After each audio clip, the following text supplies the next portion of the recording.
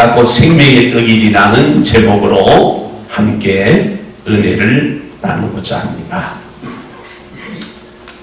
오늘부터 고난 한 주간이 시작이 되는데,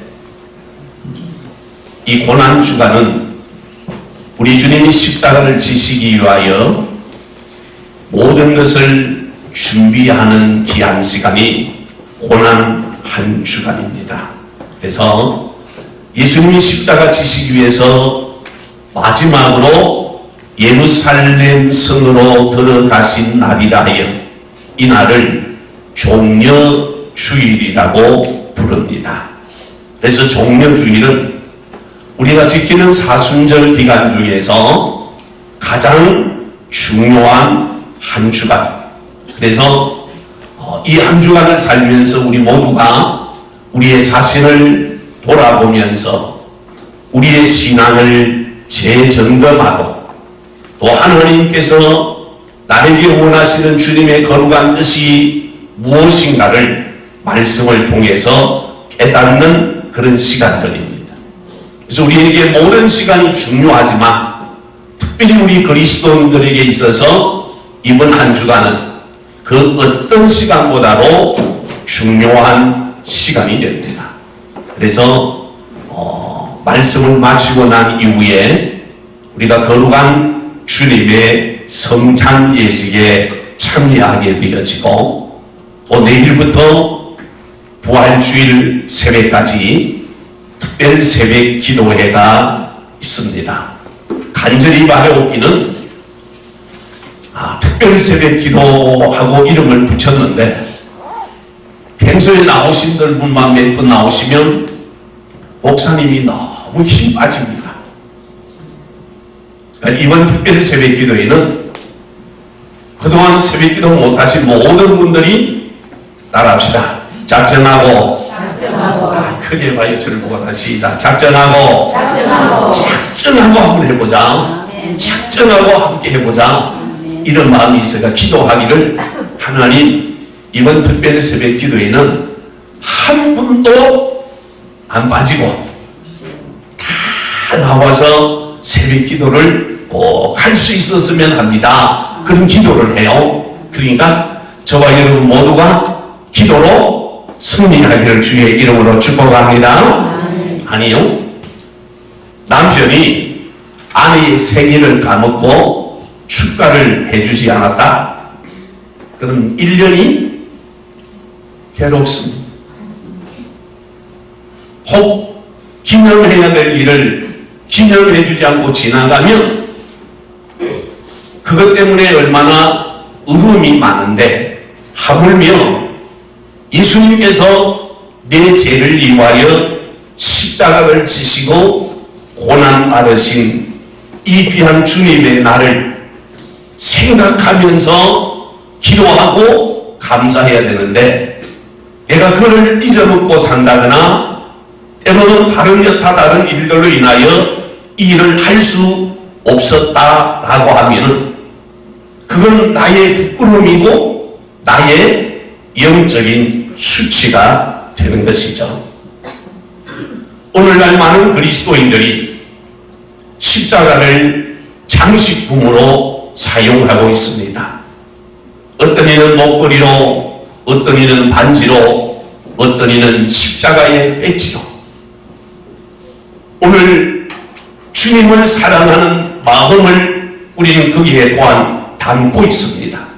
그러나 여러분, 나에게, 우리 가정에 십자가가 수십 개, 수만 개 있다 한다 할지라도 나를 위해서 십자가에 죽으신 예수님을 생각하지 못하면 그 십자가의 수만 개가 나에게 아무런 의미가 없습니다.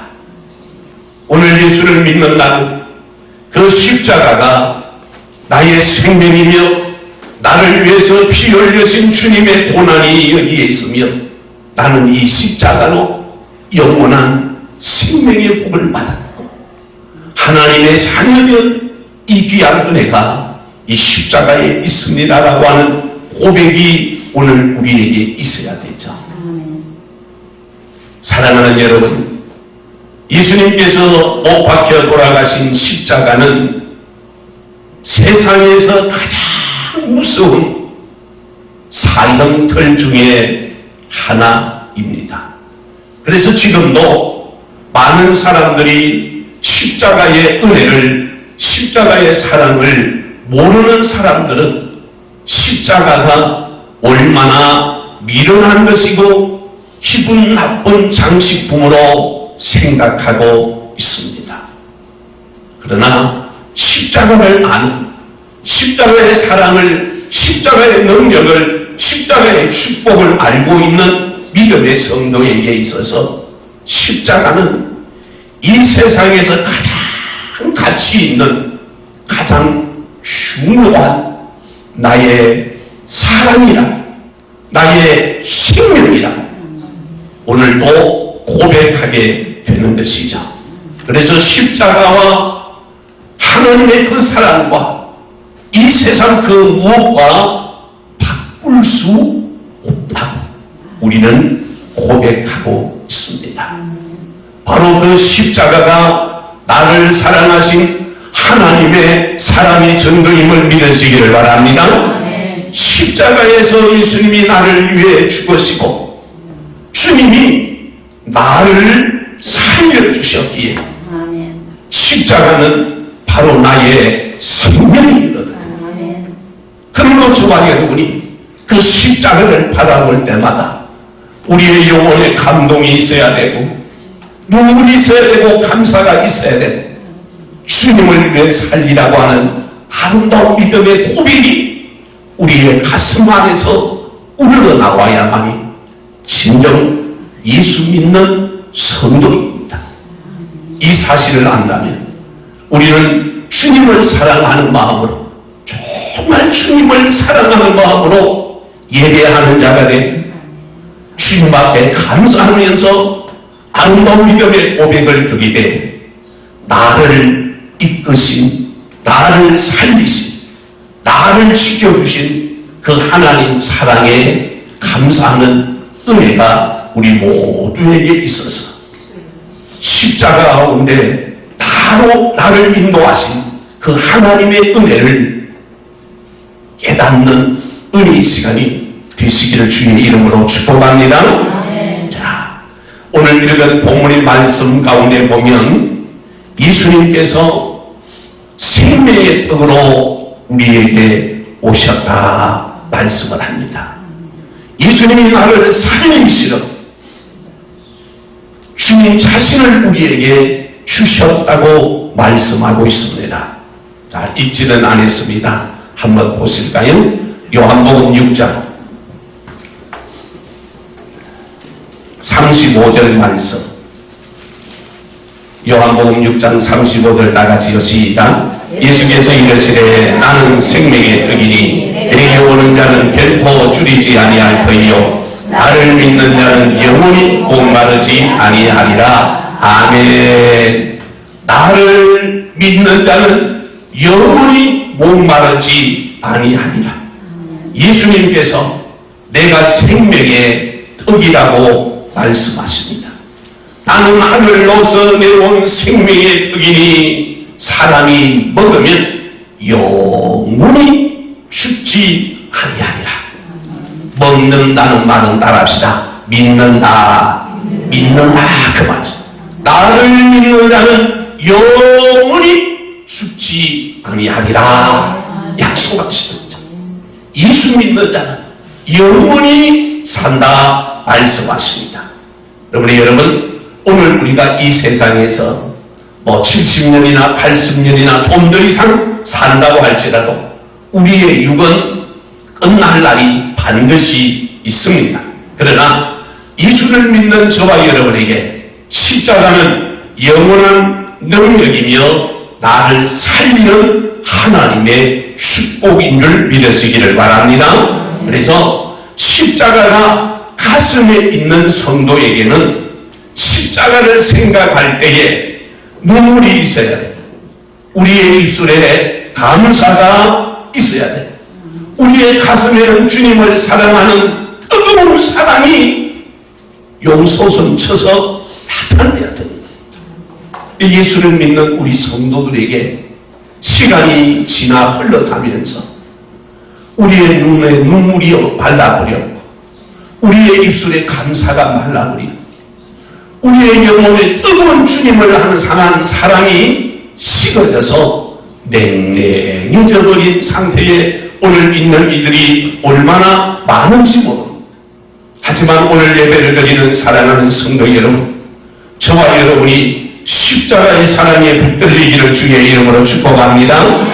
내가 주님 십자가의 사랑에 붙들리기만 하면 우리는 새로워지고 변화되고 달라지는 줄로 믿습니다. 다시 한번 따라합시다. 주여 나를 붙잡아 주옵소서. 다시 주여 나를 붙잡아 주옵소서. 할렐루야. 오늘 우리가 기도하면서 하나님 나를 붙잡아 주옵소서. 하나님 우리 가정을 붙잡아 주시고 내 남편과 아내와 이 자녀들을 하나님 붙잡아 주시기를 원합니다. 주님 붙들어 달라. 주님 붙잡아 달라. 오늘 우리가 붙드는 저와 여러분 되기를 원합니다. 그래서 기도해요. 하나님께 붙들려 살아요. 내가 하나님께 붙들려 사는 것이 얼마나 대단한 축복이고 능력이고 은혜인가를 우리는 알아야 돼요. 자, 본문 다시 한번 보십시다. 48절부터 51절 말씀까지. 잘못했네요. 자, 48절부터 한 번 더 읽습니다.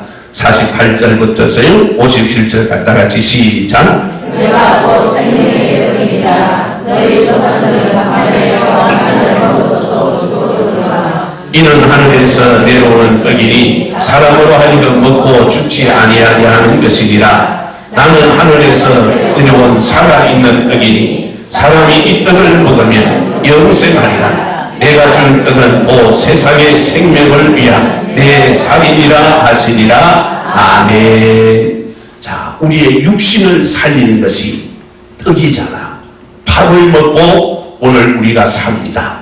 음식을 먹고 오늘 우리가 건강을 유지하게 되어지죠. 그러나 아무리 육적으로 건강한 사람도 안 먹으면 죽습니다. 안 드시면 죽는 거야. 중환자실에 지금 누워있는데 중환자실에 누워있으면서도 잘 드시면 금방 안 돌아갑니다. 근데 안 드시면 건강한 사람도 언제 죽을지 몰라요. 안 먹으면 죽는 거예요. 동일하게 오늘 우리의 육도 안 먹으면 죽지만 우리의 영도 하나님의 말씀을 먹지 않으면 죽는 거죠. 우리가 병들면 음식에 맛이 없습니다. 우리 육신이 병들면 맛있는 반찬을 주고 좋은 음식을 갖다 주는데도 그거에 맛이 없게 되어져 있어요. 그래서 불평을 하는 거죠.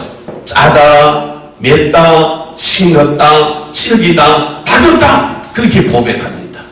그러나 건강한 사람은 어떤 음식을 먹어도 먹고 난 후에 너무 맛있다, 너무 행복하다, 잘 먹었습니다. 그게 고백하는 거예요.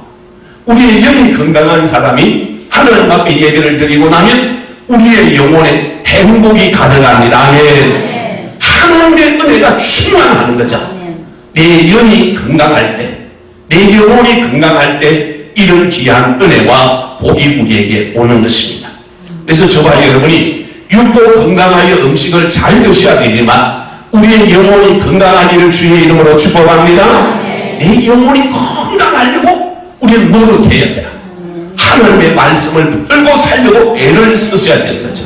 자, 마태복음 26장 26절 28절 같이요 시작. 그들이 먹을 때에 예수께서 떡을 가지사 축복하시고 이어 제자들에게 주시며 이르시되 받아 먹으라, 이것은 내 몸이니라 하시고 또 잔을 가지사 감사기도 하시고 그들에게 주시며 이르시되 너희가 다 이것을 마시라. 이것은 제 사함을 얻게 하고 많은 사람을 위하여 흘리는 바 나의 피 곧 언약의 피니라. 아멘. 자, 이것을 받아 먹으라. 이것은 내 몸이니라 예수님이 말씀하시고 나의 피 곧 언약의 피라고 주님 말씀을 하십니다. 사랑하는 여러분, 오늘 예수님께서 자신의 살을 주시면서 이걸 받아 먹으라고 말씀하셨고, 또 잔을 주시면서 이것은 주님이 우리를 위해 주신 피라, 이 언약의 피를 마시는 자마다 영원한 생명이 있다고 주님 우리에게 말씀하십니다. 사랑하는 여러분, 저와 여러분이 하나님의 말씀을 바르게 붙들고 하나님 말씀 안에서 잘 복되게 살아가는데, 앞에서 언급했죠? 건강한 사람은 음식을 먹으려고 노력을 하는 거야. 때가 되면 반드시 식사를 해야 우리가 건강할 수 있습니다. 그럼 병들면 시간이 지나가, 때가 지나가도 밥 먹을 생각 안 합니다. 음식 드실 생각을 안 하는 거죠. 안 먹어도 배가 고픈지 안 고픈지를 잘 몰라요. 그러니까 건강한 사람은 안 먹으면 힘을 쓸 수가 없습니다. 그러니까 안 먹을 수가 없는 거죠. 영혼이 건강한 성도는 하나님의 말씀을 먹지 않을 수가 없죠. 하나님의 말씀을 그리워하지 않을 수가 없어요. 그래서 하나님 앞에 영이 건강하면 하나님 앞에 예배드린 것이 행복이고 기쁨이고 즐거움이네. 예배 드릴 때마다 신나는 거죠. 예배 드릴 때가 너무너무 감사한 거예요. 오늘도 저와 여러분의 영혼이 건강하여 하나님의 복을 받기를 주의 축복합니다. 그래서 우리의 영혼이 건강하면 하나님께서 우리에게 주시는 능력이 있는데, 어떤 능력이 있는가? 세상 유혹을 이길 수 있는 능력을 주시고, 환난과 풍파를 이길 수 있는 능력을 주시고, 죄와 세상과 마귀와 환경을 이길 수 있는 능력을 하나님 주시는 줄로 믿습니다. 이렇게 하여 영이 건강한 성도들은 이와 같은 은혜가 우리에게 있으니까 환경에 지배받는 자가 아니요 환경을 다스리면서 살고 모든 것들을 누리면서 살아갈 수 있는 복을 우리에게 주시는 겁니다. 자, 1974년도 세계적인 베스트셀러로 생존이라는 책이 나왔습니다. 이 책이 나온 동기는 1972년 10월 13일 우루과이의 몬테비오를 떠난 전세 비행기가 칠레의 산타아고로 가던 중에 악천후로 인해서 산데스 산맥에서 비행기가 추락을 하게 됩니다. 우루과이 대학의 늑비팀을 태운 비행기가 산데스 산맥에서 추락한 실제 사건입니다. 구조대원들이 이 산데스 산맥을 10일 동안 수색을 하는데 비행기가 추락한 줄은 알지만 흔적을 찾을 수가 없습니다. 10일 동안 추락한 비행기를 수색하다가 더 이상 수색하는 것은 무의미하다 하고 포기를 해버렸습니다. 조난당한 사람들은 죽은 사람의 인육을 먹으면서 72일간을 견뎌냅니다.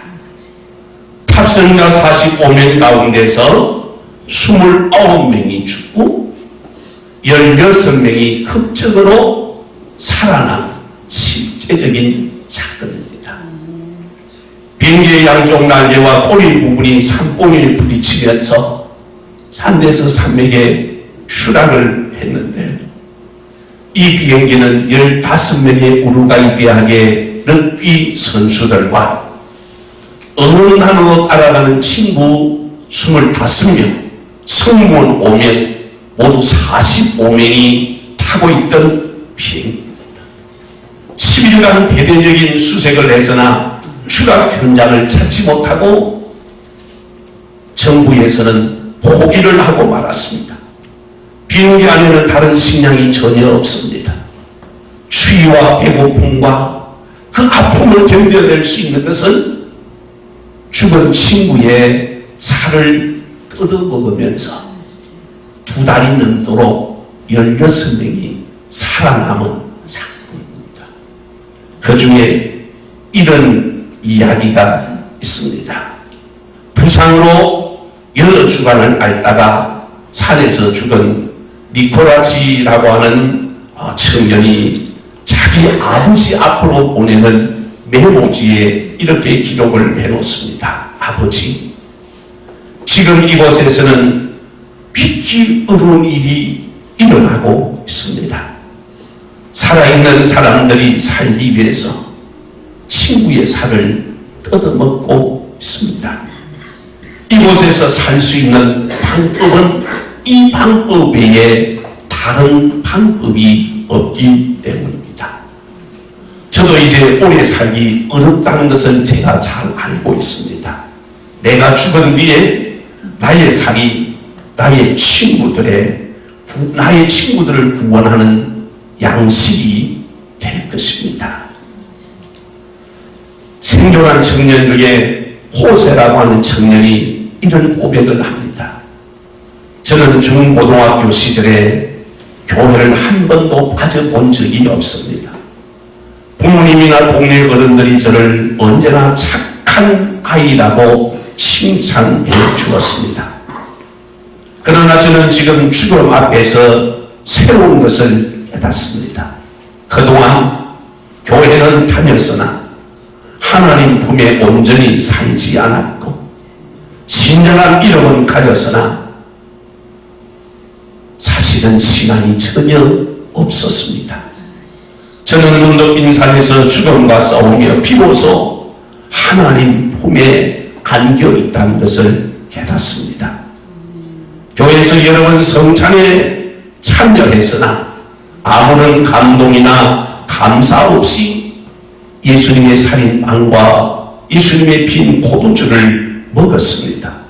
단 한 번도 예수님께서 나를 위해서 죽으시고 생명을 주셨다는 뜨거운 사랑이 내 가슴 속에 전해오지 않았습니다. 그러나 지금 산 위에서 죽은 친구의 살 조각을 손에 들었을 때 이것이 예수 그리스도의 몸인 것을 알았으며 하나님의 사랑이며 십자가의 능력인 것을 깨닫습니다. 눈에 보이는 것은 흰 눈밖에 없는 산 위에서 죽은 친구들의 몸은 또 다른 생명을 살리는 양식인 것을 고백합니다. 사랑하는 성도 여러분, 하늘로부터 내려오셔서 나를 위해 죽으신 예수님의 살과 피는 우리를 영원히 살리는 생명의 양식이며 영원한 생명수인 줄 믿습니다. 오늘 본문은 오늘 우리에게 이렇게 말씀하고 있습니다. 반드시 예수 안에 있어야 합니다. 자, 본문 51절 다시 한번 더 봅시다.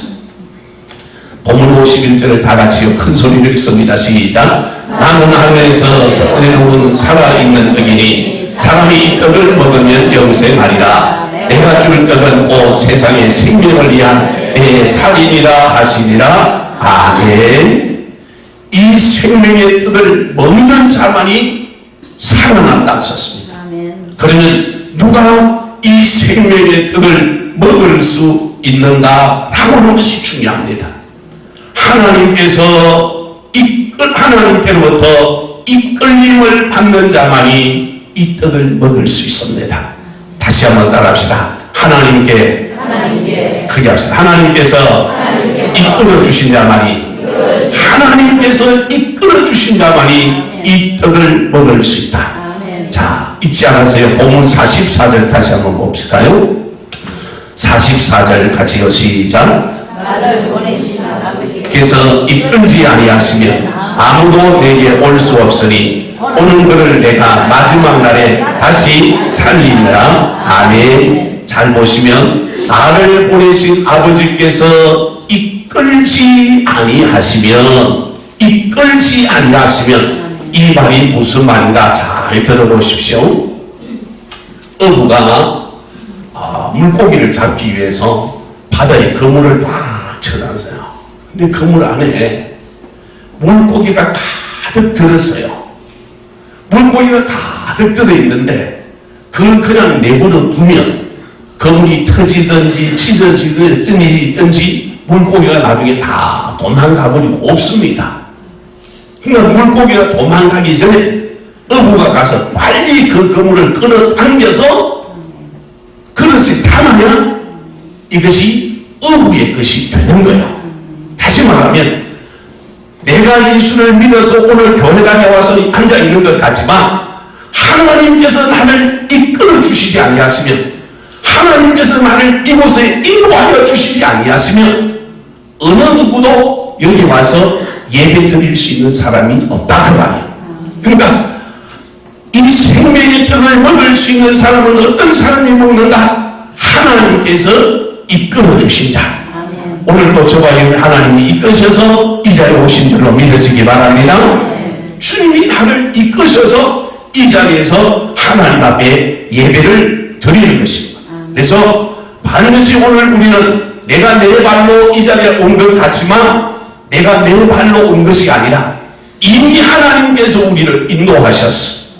하나님께서 우리를 이끌어 주셔서 저와 여러분이 죄와 사망에서 자유함을 받고 하나님의 자녀된 줄 믿으시기를 바랍니다. 그러니까 어느 누구도 스스로 하나님 앞에 나와서 나 예수 믿었습니다 라고 말할 수 있는 사람은 아무도 없다는 말. 주님이 끌어주셔야 된다. 그래서 오늘도 하늘과 땅과 모든 만물을 창조하신 하나님께서 저와 여러분을 이끌어 주셔서 하나님의 자녀된 줄로 믿습니다. 하지만 여러분 어떤 사람은 이런 생각을 할 수도 있어요. 아니 목사님 그게 아니고요, 내 가지고 있는 지식과 이성을 가지고 내가 예수를 나의 구주라고 고백했거든요 라고 말할 수 있습니다. 그러나 사람이 가진 이성이나 사람이 가지고 있는 어떤 지성은 예수를 믿는데 얼마나 많은 장애물이 되는지 지금도 이 인간이 가진 이성과 지성 때문에 신앙생활을 하는데 이것이 얼마나 큰 걸림돌이 되는지 모릅니다. 이전에 내가 알고 있는 지식, 이전에 알고 있던 내 경험, 이것 때문에 주님 앞에 나아가는데 얼마나 큰 장애물이 되어지고 이것 때문에 오늘 예수님 사랑하는데 크나큰 장애물이 되는 거죠. 그래서 대부분의 사람들이 뭐라고 그럽니까? 목사님 제가요 소시적에 어릴 적에 중고등학교 때 얼마나 열심히 했는지 모릅니다. 정말 부지런하게 했습니다. 지금은 아니에요. 이전에 열심히 했으면 주님을 만났으면 그 믿음이 지금도 계속 연결되어져 가야 되는데 이전에 열심히 한다. 이전에 성경 공부 많이 했거든요. 이걸 가지고 지금도 우리는 말하는 경우가 많습니다. 이것이 어쩌면 지금 신앙생활 하는데 큰 걸림돌이 되고 문제가 되는 것이 지금 있다. 이런 부분을 우리가 보잖아. 그러므로 오늘도 저와 여러분이 하나님 앞에 예배 드릴 때마다 주님께 예배 드림의 감격이, 감사가, 감동이 우리 가운데 있어서 정말 주님이 나를 이끄셔서 주님이 나를 인도하셔서 하나님의 은혜로 살고 있다. 그러므로 예수님의 살과 피를 먹고 마실 수 있는 사람은 이 시간 우리의 마음 가운데 이런 아름다운 고백과 헌신이 나와야 되는 것입니다. 하나님 은혜 정말 감사합니다. 한 번 더 따라합시다. 하나님 감사합니다. 이 감사가 오늘 우리 가운데 있어야 됩니다. 그래서 구원의 은혜가 너무 커서 하나님 구원의 사랑이 너무 커서 감히 내가 무엇으로 어떤 것으로 감사할 수 없는, 보답할 수 없는 그런 마음이 오늘 우리에게 있어야 한다는 거예요. 2차 세계대전이 직후에 항생제를 개발하게 되었는데 이 항생제 약이 너무너무 귀하고 당시 값이 비싸서 보통 사람들이 이 약을 사서 사용할 수가 없었다고 합니다. 근데 중국에서 선교사로 수고하시는 디안 밀러 박사가 사회 위생 때문에 근무하는 어느 날 한 중국인의 허름한 사람이 와서 진찰을 받는데 딱 눈으로 보아도 돈이 없어 보이니까 이 선교사 목사님의 마음 가운데 걱정이 생겨난 겁니다. 이 항생제를 이분에게 투여해야 이 사람의 병을 고칠 수가 있는데 이 사람이 이 약을 살 수 있을 만한 능력이 없어 보였기 때문에 고민이 받았습니다. 죽도록 그냥 내버려 둬야 되는가? 아니면 어떤 방법을 강구해야 되는가? 고민하다가 목사님이 내가 이 약을 대신 값을 주리라고 생각하고 약을 처방해서 이 사람에게 주면서 이 약에 처방된 대로 꼭 잘 드시기를 바랍니다 하고 그분이 손에 쥐어주었습니다. 이분이 약봉지를 들고 인사를 하고 가는데 이쪽에 서서 저쪽 병원 끝에 나갈 때까지 그 환자의 모습을 바라보며 목사님이 한 영혼을 살릴 수 있었다고 하는 데 감격이 있어서 아주 부탁할 마음으로 바라보고 있는데 복도 끝에 가더니 이분이 하는 말이 이런 말입니다. 돈을 주고 비싸게 사서 먹어도 내 병을 고칠 수가 없었는데 공짜로 주는 이 약을 먹고 내 병을 고칠 수가 있는가? 약봉지를 땅에 붓더니 팔로 약을 다 비벼버리고 그냥 가버리더랍니다.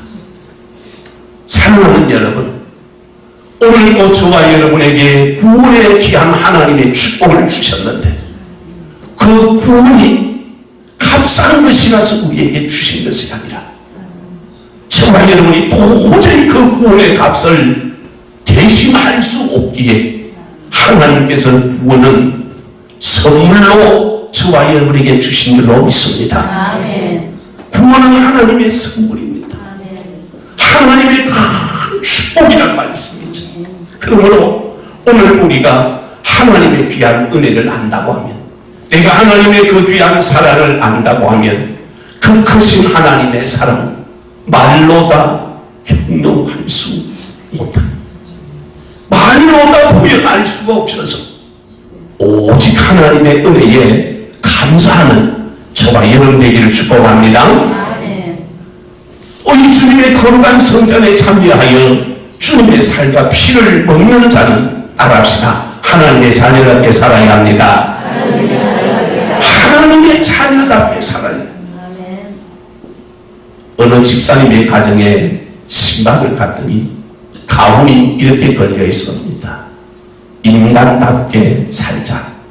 사람답게 살자. 이게 그 가정의 가훈이었습니다. 저는 개인적으로 답다는 말을 참 좋아합니다. 이런 답다. 아버지가 아버지답게 살고 어머니가 어머니답게 살고 자녀들이 자녀답게 살면 그 가정은 분명 행복한 가정이 됩니다. 우리 모두가 하나님의 은혜로 구원함을 받은 자녀입니다. 구원받은 하나님의 자녀들이 하나님의 자녀답게 살아야 합니다.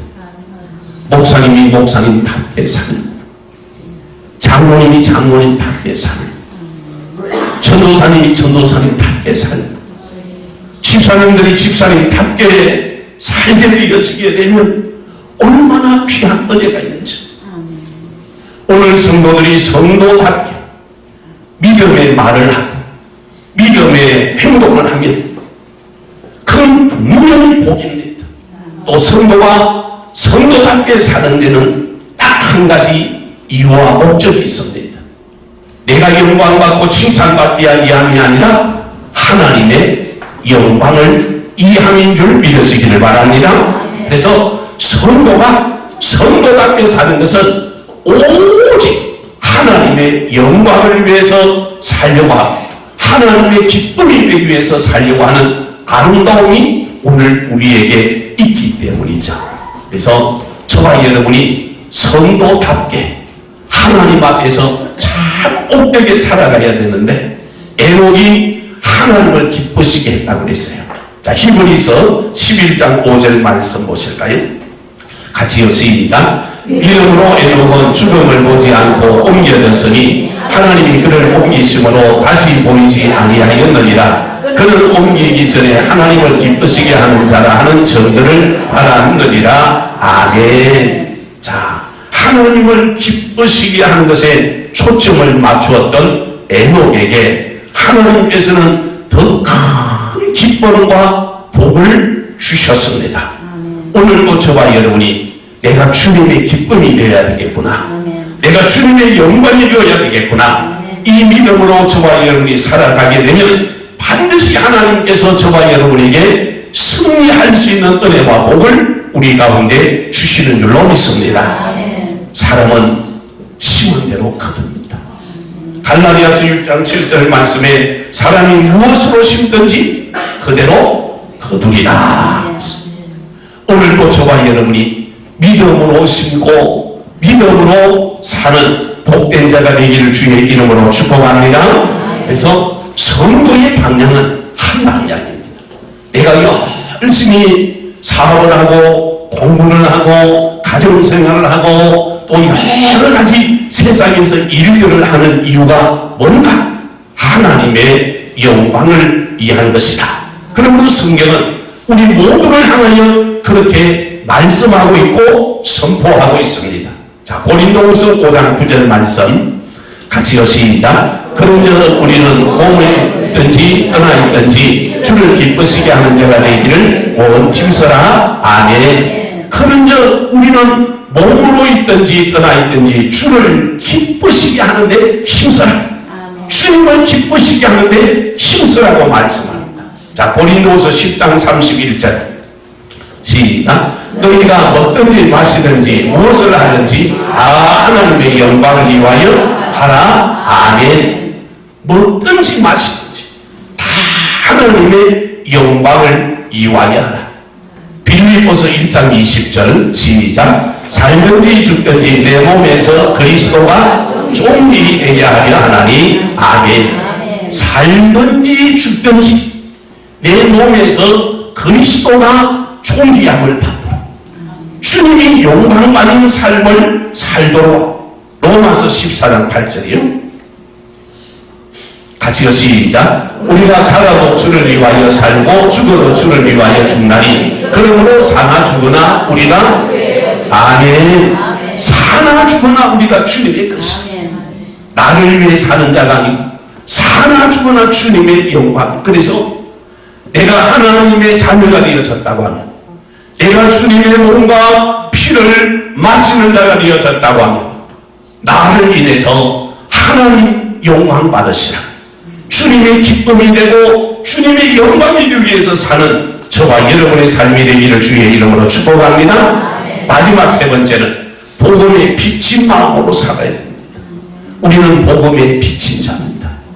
다시 따라합시다. 나는 복음의 비친 자입니다. 복음의 비친 자입니다. 비친 자. 여러분, 남에게 빚을 졌다고 하면 빚은 반드시 갚아야겠죠.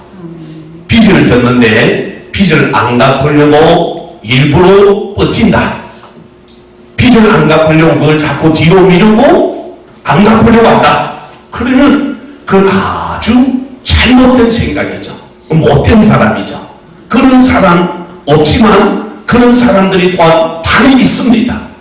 그러니까 오늘 우리는 복음의 빚진 자라는 것을 알고 하나님 앞에서 우리가 삶을 살아가야 되는데요. 육신의 빚진 것도 빚을 갚아야 되지만 영적으로 생명의 빚진 오늘 저와 여러분이 복음이 빚졌다는 사실을 한순간도 잊어버리면 안 되는 거죠. 그래서 바울은 내가 복음이 빚진 자라고 하는 사실을 깨달아 알면서 하나님 앞에 이렇게 고백해요. 자, 에베소서 3장 8절 말씀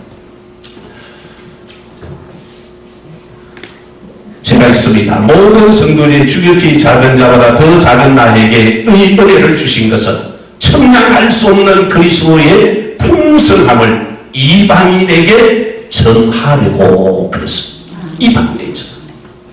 오늘 우리가 이런 귀한 은혜와 복을 하나님 앞에 받았단 말. 또 로마서 1장 14절 말씀에 보면 헬라인이나 야만인이나 지혜 있는 자나 어리석은 자에게 다 내가 빚진 자라 그랬습니다. 오늘 우리는 복음의 빚진 자입니다. 예수님의 생명의 빚진 자입니다. 그러면 이 복음의 빚진 자로서의 내가 하나님 앞에서 이 귀한 은혜를 갚으려고 하는 몸부림이 오늘 우리에게 있어야 됩니다. 그래서 예수 믿는 나는 전도하는 일, 교회 부흥이 이루어지는 이 일에 최선을 다하는 은혜의 귀한 삶이 오늘도 저와 여러분 가운데 있어서 오늘도 내가 생명의 떡을 먹은 자로서 예수 그리스도의 삶과 예수 그리스도의 보혈을 마신 영원한 생명을 얻은 믿음의 복 있는 자로서 하나님의 은혜에 감사하고 하나님 자녀답게 살고 복음의 빚진 자로서 이 복음의 빚을 갚으려고 하는 복 있는 성도의 삶이 저와 여러분의 삶 되기를 예수님의 이름으로 축복합니다. 찬양합시다.